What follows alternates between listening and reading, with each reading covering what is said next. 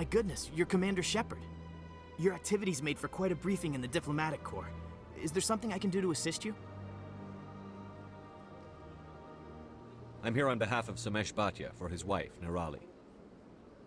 Serviceman Nirali Bhatia died on Eden Prime, as Mr. Bhatia no doubt told you. Her wounds are inconsistent with any type of weapon damage we've seen before. That is why her body is being held.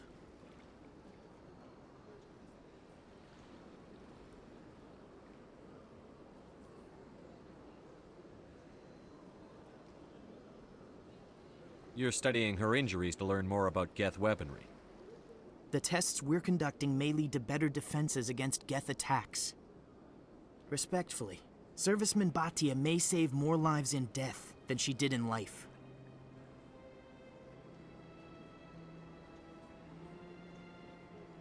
I understand what you're trying to do, but holding the body is wrong. Commander, you of all people should understand how far we must go to protect humanity. Not if we lose our humanity in the process. I'm out there fighting to stop crap like this. All right, Commander. You win. It was hard enough refusing Mr. Bhatia. I'm not going to risk an incident by refusing you. Tell Samesh that the body is being shipped back to Earth. I'll go now to see to it myself.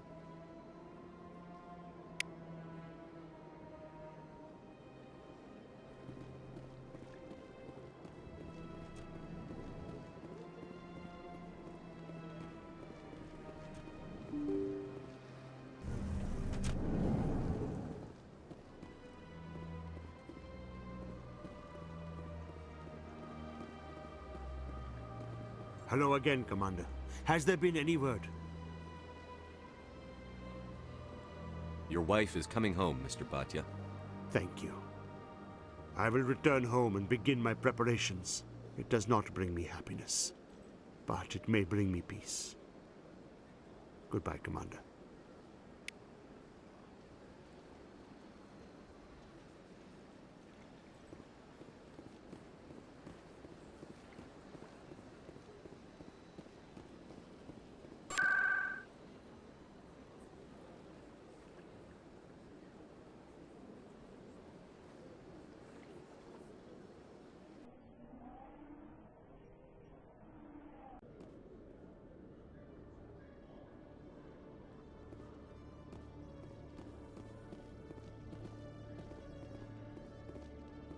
In breaking news, Chairman Burns of the Parliament Subcommittee on Transhuman Studies has been kidnapped by biotic extremists. The biotics commandeered a freighter and were last seen in the Hades Gamma Cluster. No demands have yet been made.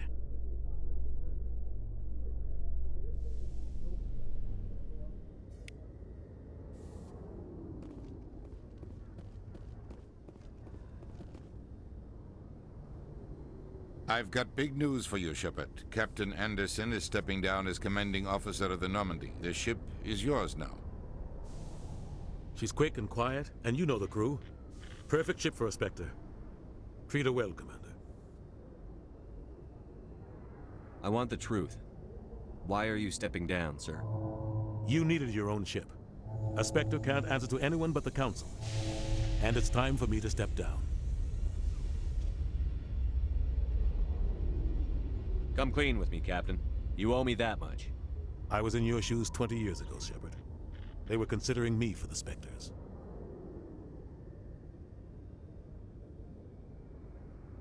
What happened? I failed. I couldn't make the cut. It's not something I'm proud of. Ask me later and I'll tell you the whole story. For now, all you need to know is, I was sent on a mission with Saren, and he made sure the Council rejected me. I had my shot. It came and went. Now you have a chance to make up for my mistakes.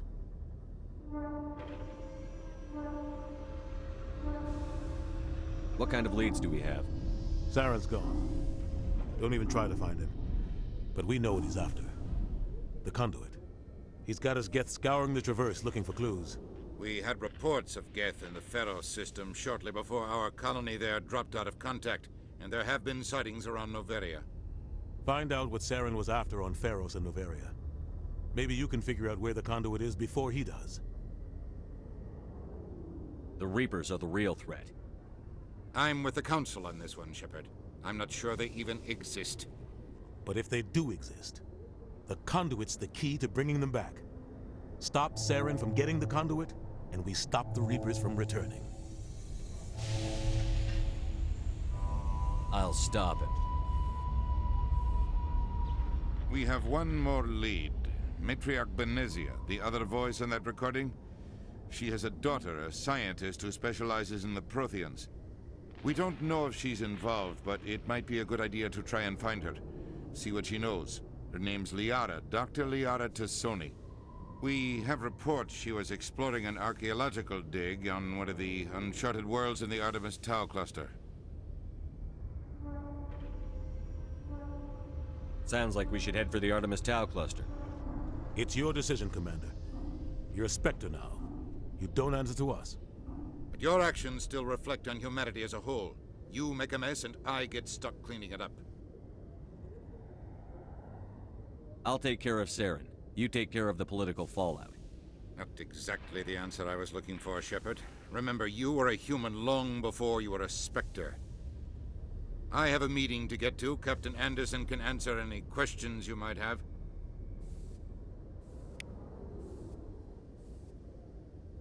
Yes, Commander? How are you holding up? Honestly, this isn't how I pictured my career coming to an end. Pushing papers really isn't my thing, but you're the one who can stop Saren. I believe in you, Shepard. If that means I have to step aside, so be it. Tell me what happened with you and Saren 20 years ago. It's close to 20 years ago now. Ambassador Goyle was our representative here on the Citadel. Like Udina, she wanted to get a human into the Spectres. She chose me. The Council sent Saren to keep an eye on me and evaluate my performance, just like they sent Nihilus to keep tabs on you. I think I deserve the whole story. We had intel on a rogue scientist being funded by Batarian interests. He was trying to set up a facility to develop illegal AI technology out in the Verge. Alliance intel had done all the work, but the Council wanted a Spectre involved. We compromised. I was assigned to help Saren in his investigation. We tracked the scientist to a refining facility on Kamala. He was hidden away somewhere inside, protected by an army of Batarian mercenaries. The plan was simple. Sneak into the plant, capture the scientist, sneak back out.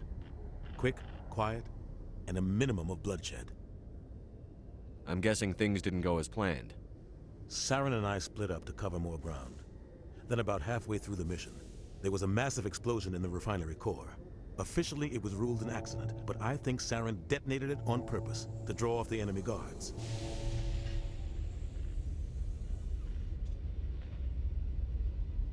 How many casualties? The explosion tore the refinery to shreds. The whole place was on fire. Black chemical clouds poured out into the atmosphere. Nobody inside survived. There was a camp for the workers and their families nearby. Between the fires and the toxic fumes, the final death count was over 500.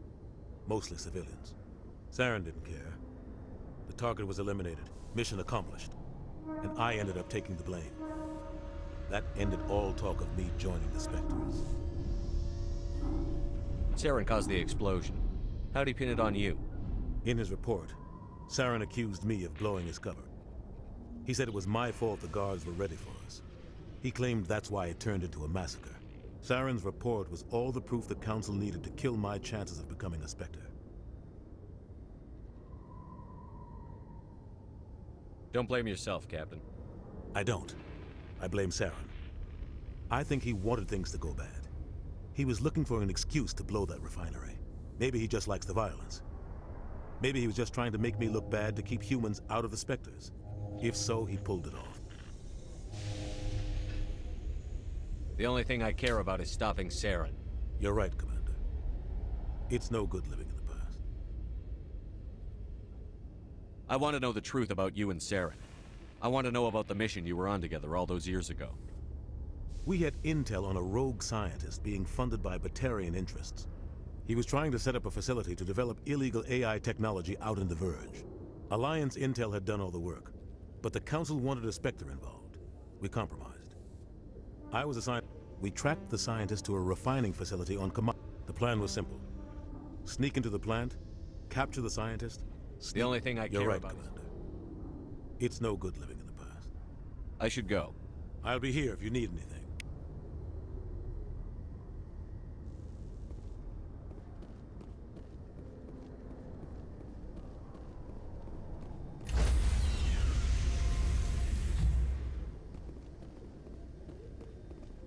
Stand by, shore party. Decontamination in progress. I heard what happened to Captain Anderson. Survives 100 battles and then gets taken down by backroom politics. Just watch your back, Commander. Things go bad on this mission, you're next on their chopping block. Saren's out there somewhere, and we're gonna find him. Everyone on this ship's behind you, Commander. 100%. Intercom's open. If you got anything you want to say to the crew, now's the time.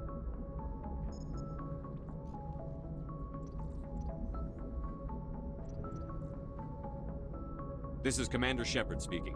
We have our orders. Find Saren before he finds the conduit. I won't lie to you, crew. This mission isn't going to be easy. This began with an attack on a human settlement in the Traverse. But we know Saren won't stop there. His Geth armies aren't going to stay on the far fringes of Citadel space.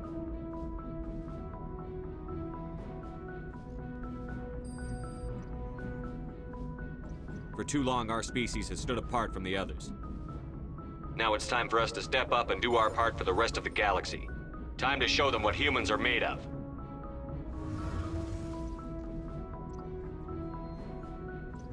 Wherever Saren goes, we'll follow. Wherever he searches for the conduit, we'll be there. We will hunt him to the very ends of the galaxy and bring him down.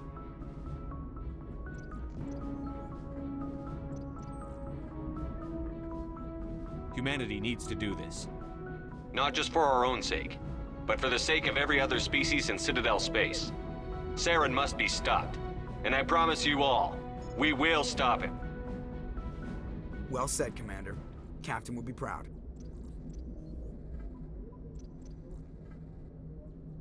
Fancy speeches won't stop Saren from finding the conduit. If we really want to make the captain proud, we better get this bird in the air. Yes, sir.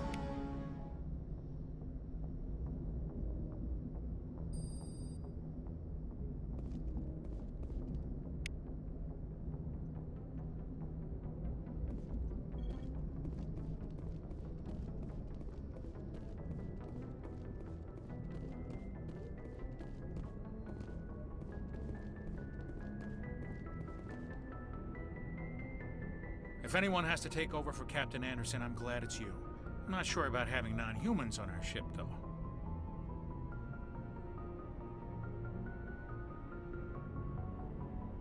We're all on the same team here, Presley. With all due respect, sir, that's what they said about Nihilus. Look how that turned out. I'm in charge here, Presley. I decide if we have non-humans on this vessel. Yes, sir. Understood, sir. Speak freely, Presley. I want to know if you have a problem with non-humans. It's not that, Commander. Humanity has always handled its own problems. Saren attacked one of our colonies. We should be the ones to stop him. We don't need their help.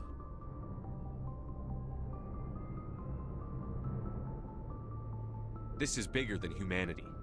Saren's a threat to every species in the galaxy, and I'll welcome anyone who wants to help me bring him down. I guess so. Maybe I'm just stuck in the old ways of thinking. But don't worry, Commander. This won't be a problem. How did you end up assigned to the Normandy? I signed up with the Alliance as a navigator right out of school, following in my grandfather's footsteps, I guess. My first posting was on the Agincourt. We were at Elysium during the Skillian Blitz. A massive fleet of alien raiders hit the colony, trying to wipe it out. They had the numbers, but their ships were no match for an Alliance frigate. It was a slaughter. We couldn't even keep track of how many ships they lost. How'd you end up on the Normandy? I got my officer's commission after Elysium. Must have made an impression on the right people. Captain asked for me when he was picking his crew. Carry on, Presley. Yes, sir.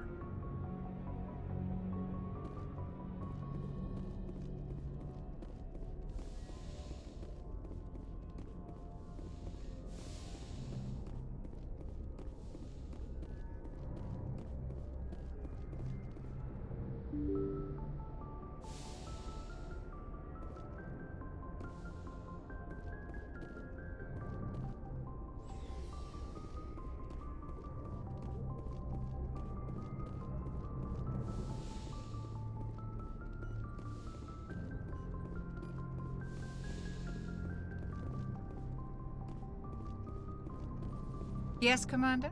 Is there something you need? I should go. Goodbye, Commander.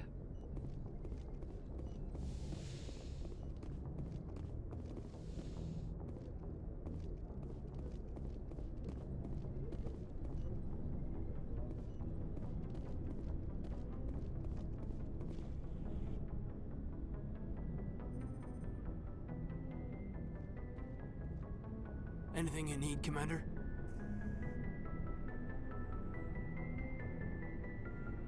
Just trying to get a sense of where the crew's at. Thoughts? I've wasted enough of your time for now, Commander. We'll have time for personal debriefings later. What's your opinion on the last mission? I don't see how we could have done things any better. At least not without getting to Eden Prime sooner. And we were on the scene faster than any other Alliance ship could have been. We'll talk another time, Lieutenant. Commander?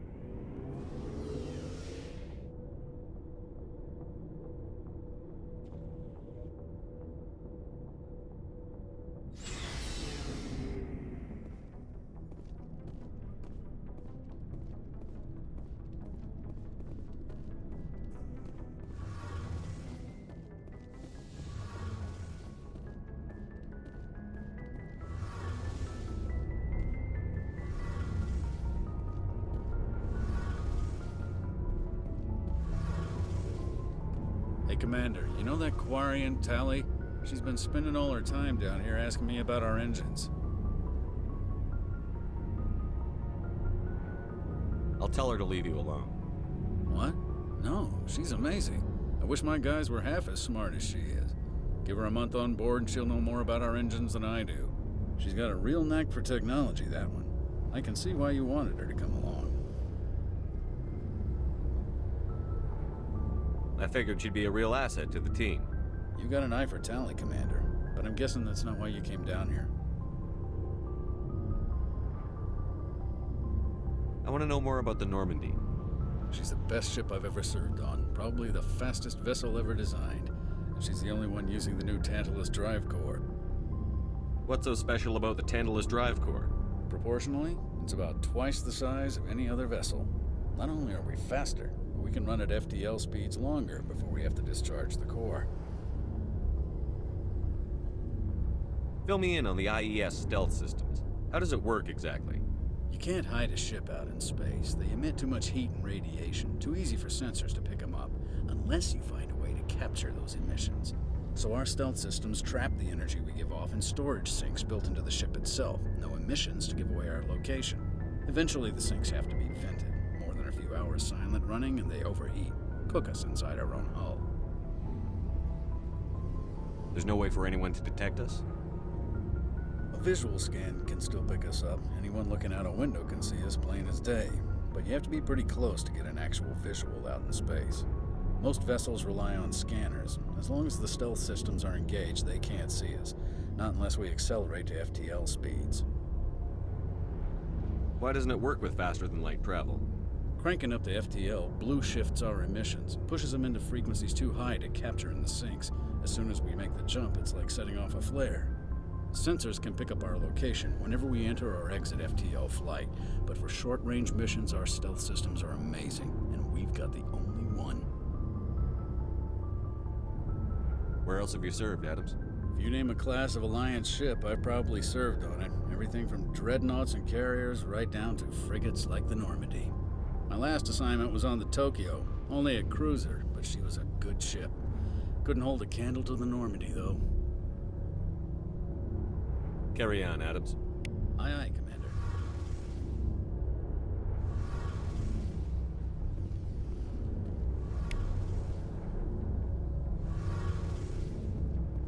Your ship's amazing, Shepard. I've never seen a drive core like this before. I can't believe you were able to fit it into a ship this small. I'm starting to understand why you humans have been so successful. I had no idea Alliance vessels were so advanced. The Normandy's a prototype. Cutting-edge technology. A month ago, I was patching a makeshift fuel line into a converted tug ship in the flotilla. Now, I'm sitting on board one of the most advanced vessels in Citadel space. I have to thank you again for bringing me along. Traveling on a vessel like this is a dream come true for me. I had no idea you found ship technology so interesting. It comes with being a Quarian. The migrant fleet is the key to the survival of my people. Ships are our most valuable resource. But we don't have anything like this. We make do with cast-offs and second-hand equipment. We just try to keep them running for as long as we can. Some of the fleet's larger vessels date all the way back to our original flight from the Geth. I can't believe your fleet's still using ships that are 3 centuries old. They're constantly being repaired, modified, and refitted. They aren't pretty, but they work. Mostly. We've tried to make ourselves as independent as possible on the flotilla, grow our own food, mine, and process our own fuel. But some things we just can't make on our own. A patch to maintain the hull integrity requires raw materials we just don't have. That's why our pilgrimages are so important. I want to know more about the pilgrimage. When my people reach maturity, we leave our birth ships and seek acceptance with a new crew. It's necessary to maintain genetic diversity among the fleet. But no ship wants to accept someone who will be a burden on them. So, to prove our worth, we embark on a pilgrimage. We set out alone, leaving the flotilla and our families behind us. We only return once we have found something of value we can bring back to the fleet. This is presented as a gift to the captain of the respective ship we wish to join. If the gift is accepted, we are welcomed into the crew.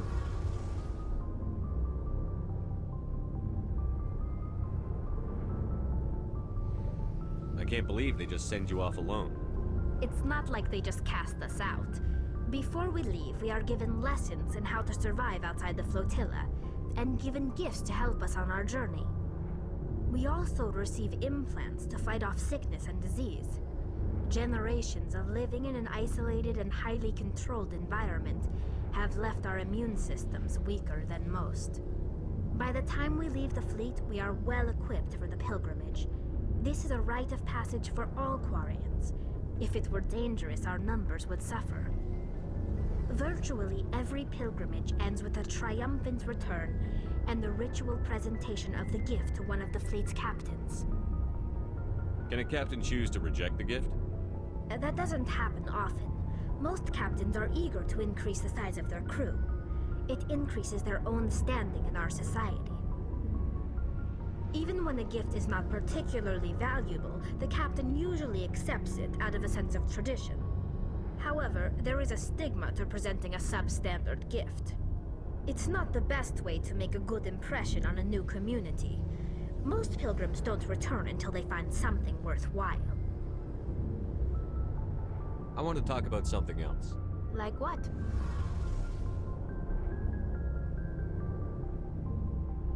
I want to know more about the Geth. I doubt I can tell you anything you don't already know. It's been almost 3 centuries since they drove my people into exile. All I know is the story of their origins.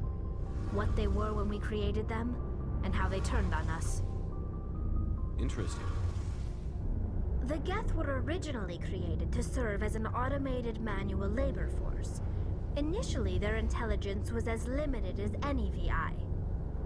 Over time, we made small modifications to their programming to allow them to perform more varied and complex tasks, bringing them closer and closer to true AI status. How come the Council didn't step in and stop you? This wasn't true AI research. We may have been skirting the bounds of the law, but we never did anything that was actually illegal. The changes were so insignificant, so gradual, that we were able to control them. Or so we thought.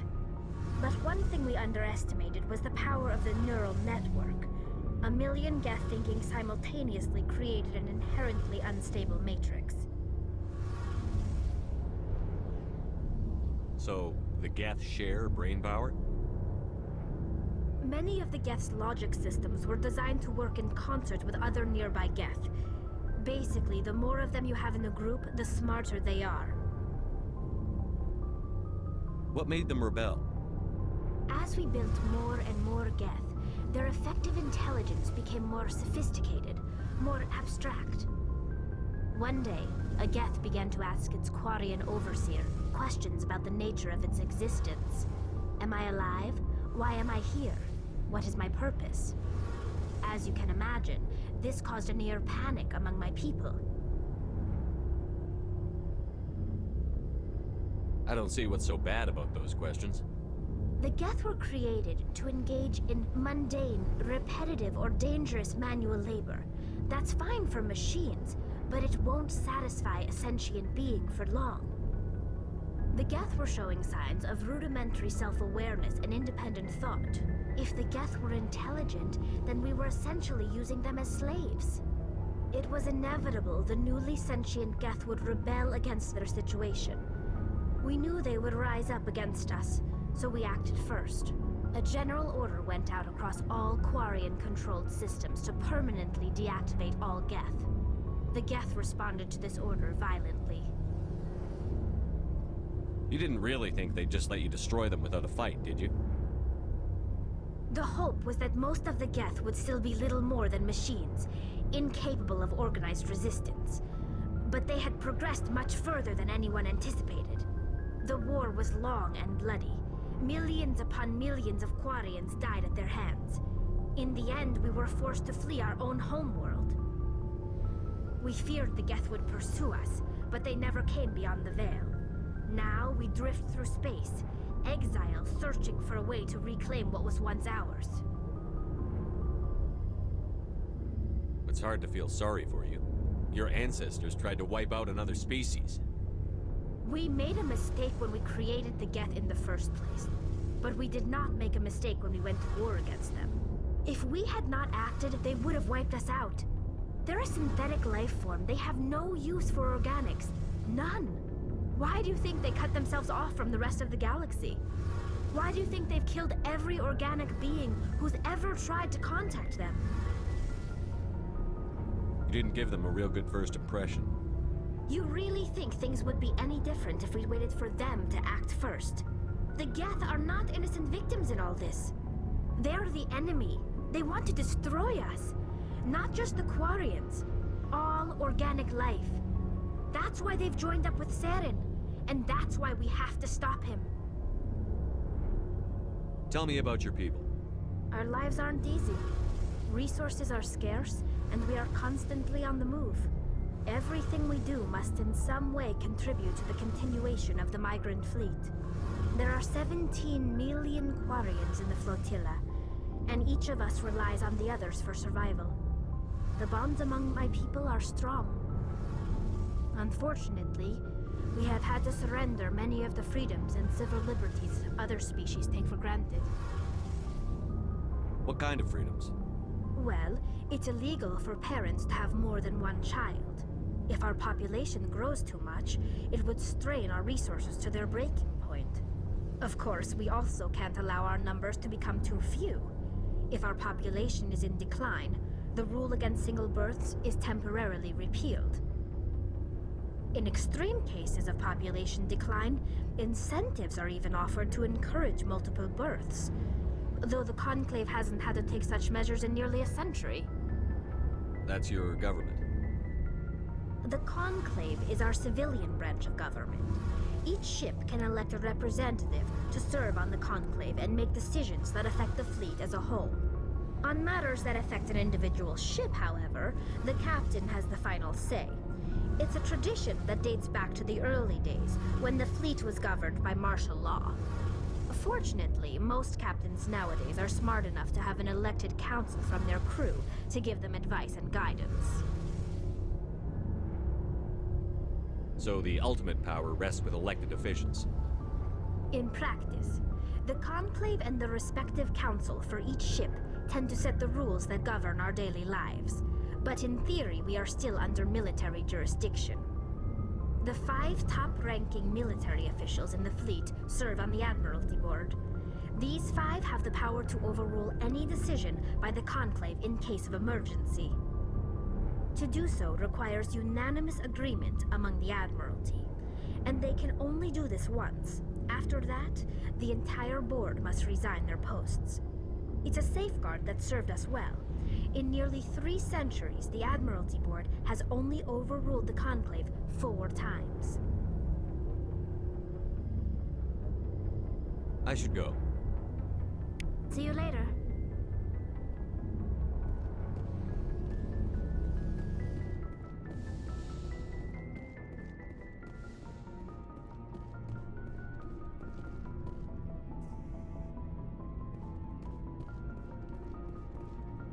Nice ship you've got, Shepard. What can I do for you? What's your story, Rex? There's no story. Go ask the Quarian if you want stories.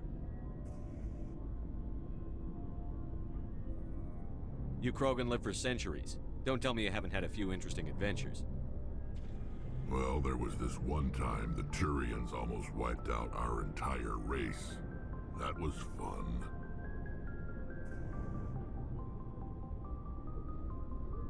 They tried the same with us, but we fought them off. It's not the same. It seems pretty much the same to me. So your people were infected with a genetic mutation? An infection that makes only a few in 1,000 children survive birth? And I suppose it's destroying your entire species? I suppose it isn't all the same. I don't expect you to understand, but don't compare humanity's fate with the Krogan. I was just making conversation. I wasn't trying to upset you.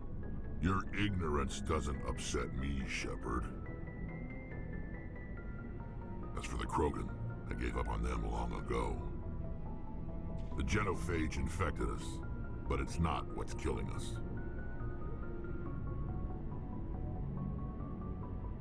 What can you tell me about the genophage?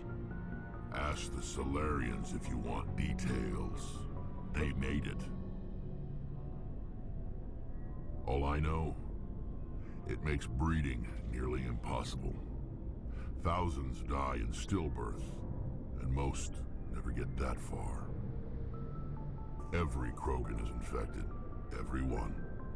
And no one's rushing to find a cure. Why don't the Krogan try to find a cure? When was the last time you saw a Krogan scientist? You ask a Krogan, would he rather find a cure for the genophage or fight for credits? He'll choose fighting every time. It's just who we are, Shepard. I can't change that. Nobody can. Are your people really dying? We're sure not getting any stronger. We're too spread out.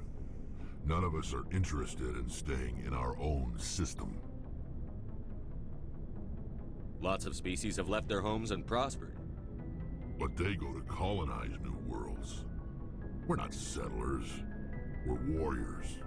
We want to fight. So we leave.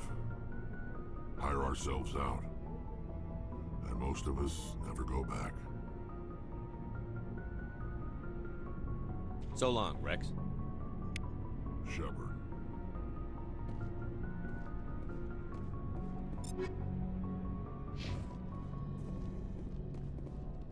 Commander? What's your opinion on the last mission? Kinda wish you'd got there sooner, Commander. No offense, I appreciate the rescue. I just wish...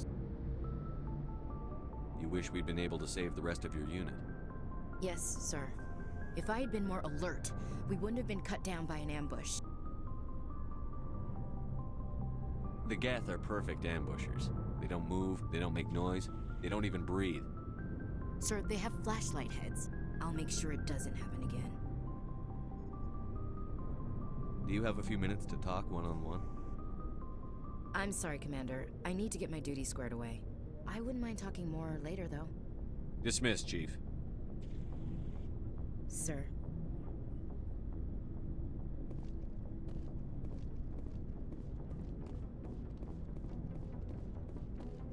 Thanks for bringing me on board, Commander.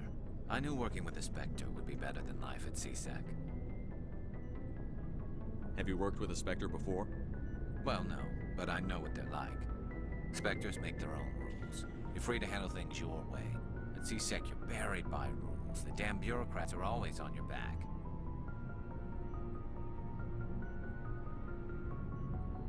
Being a Spectre does have its advantages. Exactly my point. If I'm trying to take down a suspect, it shouldn't matter how I do it, as long as I do it. But CSEC wants it done their way. Protocol and procedure come first. That's why I left. So you just quit because you didn't like the way they do things? There's more to it than that. It didn't start out bad, but as I rose in ranks, I got saddled with more and more red tape. CSEC's handling of Saren was typical. I just couldn't take it anymore. I hate leaving. It's not the end of the world. You'll have tougher decisions soon enough. Yeah, I suppose you're right. Either way, I plan to make the most of this.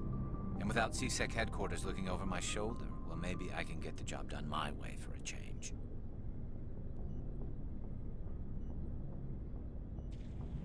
If getting the job done means endangering innocent people, then no. We get the job done right, not fast. Got it? I wasn't trying to. I understand, Commander.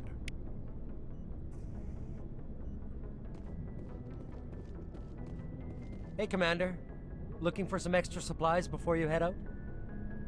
What have you got? Whatever you want. Armor, weapons, mods. It's not standard Alliance issue, but that's not necessarily a bad thing. Well, as long as you don't mind paying for it. Why should I pay you for my weapons and armor? My stuff doesn't come from the Alliance. I have to purchase it myself, and it's not cheap. Hell, the licenses alone have set me back more than I'd like. But no licenses, no goods. Without the goods, I'm out of a job. What are licenses? Why do you need them? Manufacturers sell licenses. Each license allows me to buy and sell a certain brand of products. I already have several basic ones, but you'll need to buy more if you want me to bring in different brands. Many of the best licenses are hard to get, but they're well worth the cost if you can find them. What do the different manufacturers offer? There are too many for me to keep track of, but each license will explain what it's good for.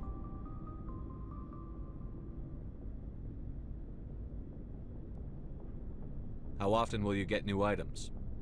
Well, that depends on how many licenses you've purchased, but I'll rotate items on a regular basis regardless. And anytime we land someplace with a big enough port, I'll buy, sell, and trade whatever I can. Check back often. I need to move items quickly, so only the most basic items will be stocked consistently. Not right now, thanks. No problem. Keep checking back.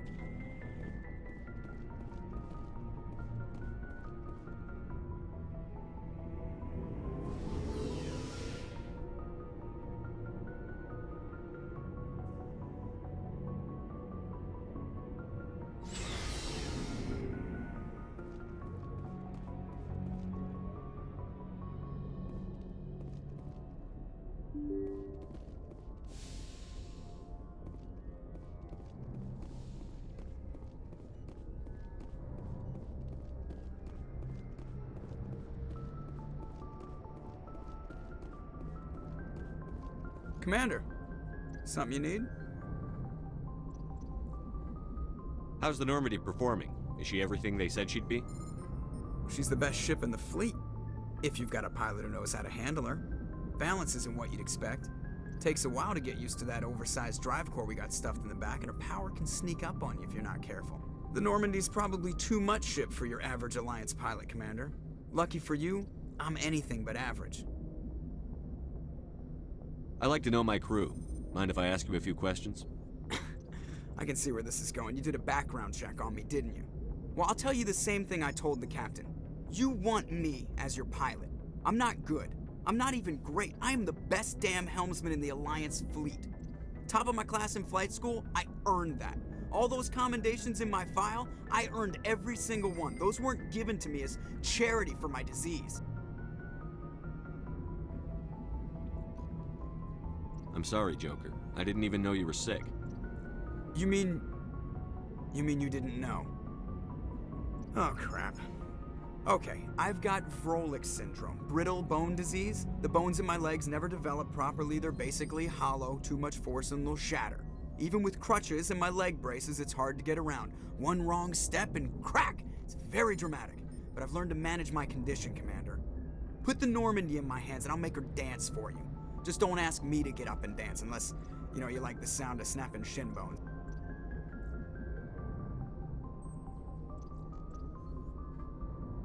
I need to know more about this Vrolik syndrome if I'm putting my ship in your hands. Yeah, of course you do. It's an extremely rare condition. Nobody knows exactly what causes it. Genetic, maybe. It's treatable, but there's no cure. They classify my case as moderate to severe. I was born with over a dozen fractures, hip, thighs, ankles. My bones were already breaking in the womb. 100 years ago, I wouldn't have survived past my first year. Lucky for me, modern medical science has turned me into a productive member of society. You're not gonna break a bone trying to fly the ship, are you? I don't fly with my feet, Commander, so I'm fine as long as I'm in this chair. I gotta be real careful when I get up to take a piss, though. I can do my job as well as anyone on the ship. Better, actually. So don't worry about it. I'm not trying to make you uncomfortable. Let's talk about something else. Whatever you want, Commander. Why does everyone call you Joker? It's a lot shorter than saying Alliance Flight Lieutenant Jeff Moreau. Plus, I love to make little children laugh. You're dodging the question. Look, I didn't pick the name. One of the instructors in flight school used to bug me about never smiling. She started calling me Joker, and it stuck. Why didn't you ever smile? Hey, I worked my ass off in flight school, Commander. The world's not gonna hand you anything if you go around grinning like an idiot.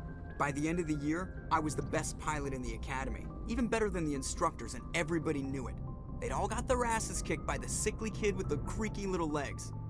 One guess who was smiling at graduation?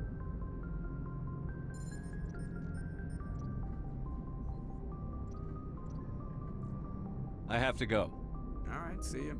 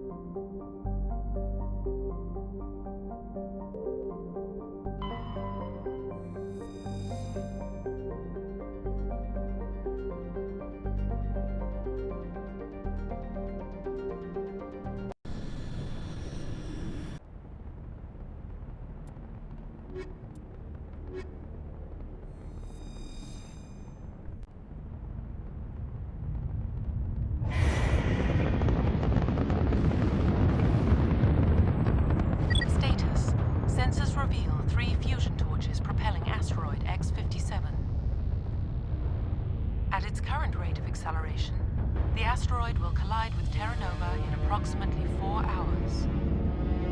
Analysis. Torches must be disabled to cease the acceleration. Hello. I heard your transmission. You hear me? You haven't found me yet, but I can't talk long. Shut down the fusion torches. I'm going to die. God, I hope you're hearing this.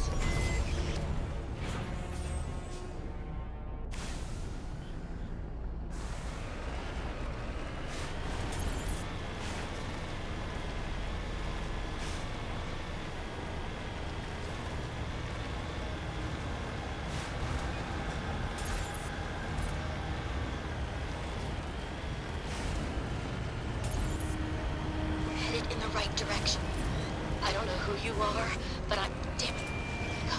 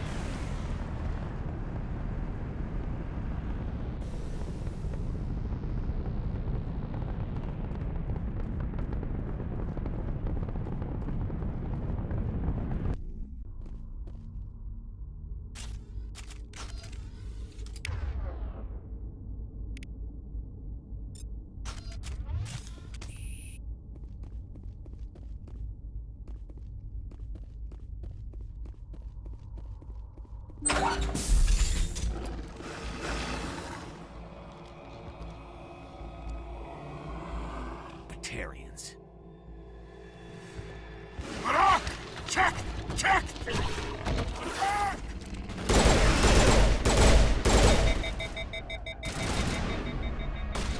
Release the Baron!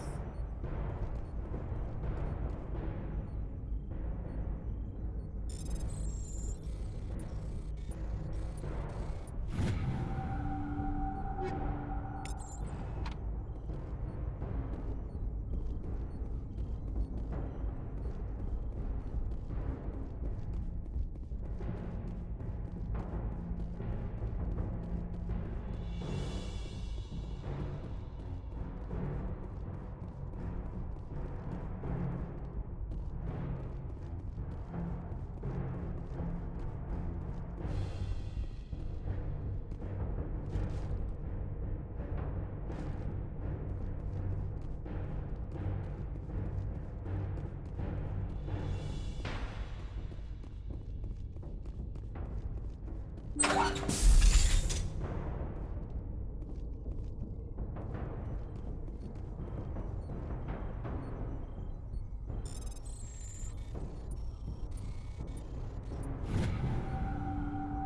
reading that the torch is offline. Was that you? Can you hear me? I hear you. What's going on? Who are you? My name's Kate Bowman. I'm an engineer. I was part of the team assigned to bring this asteroid to Terra Nova. We were attacked yesterday by Batarian extremists. I've been hiding since they arrived. I think they know the torch went out. Why are they doing this? I don't know. But if this asteroid isn't slowed, millions of people on Terra Nova are going to die. If I find out anything, I've gotta go. Good luck.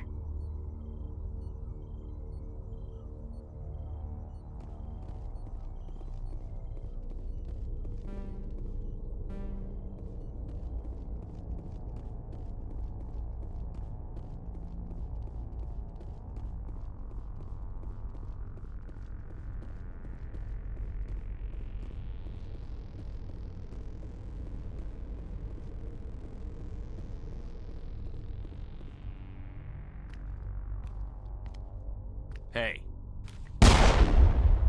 Oh God. I didn't mean to... Are you hurt? You can't go firing your weapon at everything that moves. What the hell's wrong with you? Sorry. I thought you were one of them. Leave the fighting to me from now on. Commander Shepard, Systems Alliance. Simon Atwell. I'm the chief engineer on this rock. Listen, we don't have much time. The Batarians fired up the fusion torches. You've got to shut them down before we hit Terra Nova. There are 4 million people down there, Shepard. My family. They live in Aronis. My kids and grandkids. Nice communities, good schools. Batarians everywhere, and I need to shut down all 3 torches. Anything else I should know? One of the torches is surrounded by live blasting caps. We were set up to excavate when we arrived at Terra Nova. I rigged them with proximity detectors. That tank of yours will set them off, so you'll have to go in on foot. Even then, they'll explode if you get too close. Just go slow and easy. You should be fine. You set them up.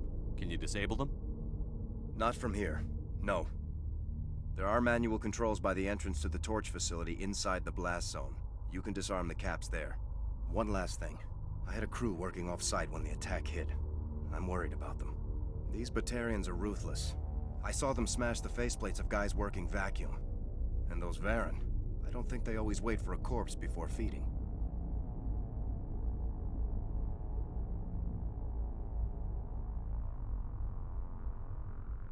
Any idea where I can find them? They were running checks on our perimeter equipment. Easiest thing would be to tap into the transmission tower out on the surface. The equipment stations will show up on your sensors. I'll look for them, but the torches have to be my priority. Yeah, you're right. Saving Terra Nova is more important than my team. There were a bunch of engineers over at the main facility, but they're probably all dead. That or being held hostage by the Batarians. A woman named Kate Bowman contacted me. The Batarians haven't found her yet. Katie's alive.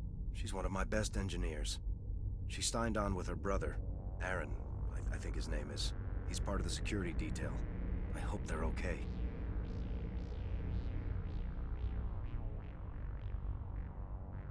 Give me a worst-case scenario. We can't stop the asteroid. Could the colony be evacuated? Shepard, it took 30 years for the population to grow that large. I'm sure they're moving people to remote areas, but they'd never be able to get more than a few thousand off-world. We just don't have enough ships. No one does. Well, maybe the Quarians, but I don't see them suddenly showing up and offering us a ride. Why were you moving this thing in the first place? Well, the idea was to drag it into Terra Nova's orbit, mine it out, and in the end you'd have a basic structure for an orbital station. It's a lot cheaper than getting everything up into orbit from the planet's surface. The minerals we extract almost cover the costs.